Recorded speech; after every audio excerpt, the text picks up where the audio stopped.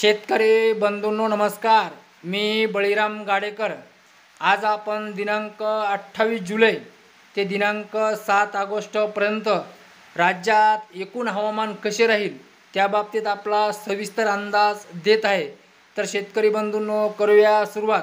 शेतकरी बंधूंनो दिनांक 28 जुलै ते दिनांक 31 जुलै पर्यंत राज्यात इकडे कोकण किनारपट्टी वगळता कुठेही मध्यम पावसाची शक्यता नाही।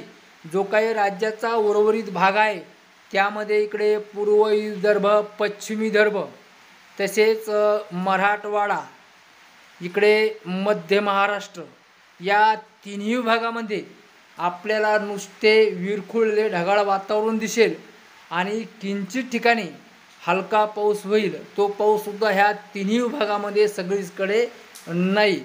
तर आता याच काळामध्ये दिनांक 28 जुलैपासून ते दिनांक 29 जुलैपर्यंत आपल्याला एक पश्चिमेकडून तासी 50 ते 55 किलोमीटर वेगाने हवा सुटणार आहे आणि ही हवा अशी पश्चिमेकडून येऊन इकडे अशी उत्तरेकडे वाहणार आहे।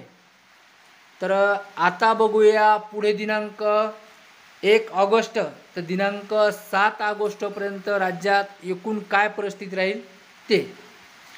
तर शेतकरी बंधूंनो पुढे दिनांक 1 ऑगस्ट ते दिनांक 7 ऑगस्टपर्यंत राज्यात इकडे आपल्याला कोकण किनारपट्टी वगळता कुठेही पावसाची शक्यता दिसत नाही, मात्र किंचित विरघुळलेले ढगाळ वातावरण राहील। तर शेतकरी बंधूंनो हा होता आपला दिनांक 28 जुलै ते दिनांक 7 ऑगस्टपर्यंतचा हवामान अंदाज। जर पुढे काही आपल्या वातावरणामध्ये जर बदल दिसून आला तर तशी माहिती आपण देऊ। आज इतकेच, नमस्कार।